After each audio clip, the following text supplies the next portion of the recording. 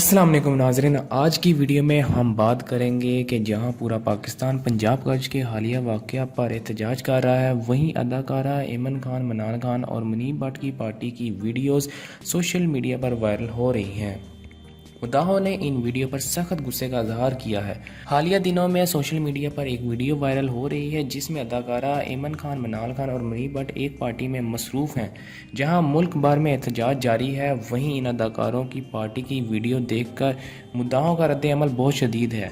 मुद्दाहों का कहना है कि ये वक्त पार्टी करने का नहीं था, बल्कि उन्हें अवाम के साथ खड़ा होना चाहिए था, जैसे कि वो माजी में करते रहे हैं। ख़ास तौर पर एमन और मनाल, जो हमेशा किसी भी समाजी मसले पर आवाज़ उठाती हैं, इस बार बिल्कुल खामोश नज़र आईं। ये वीडियो देखने के बाद सोशल मीडिया पर मुद्दाहों ने कहा कि ये अदाकार भी दीगर सेलिब्रिटीज़ की तरह सिर्फ शो ऑफ में मसरूफ़ हैं और इनको आवाम की कोई परवाह नहीं है। मुद्दाहों की यही नाराज़गी एमन, मनाल और मुनीब की पार्टी वीडियो देखकर मज़ीद बढ़ गई।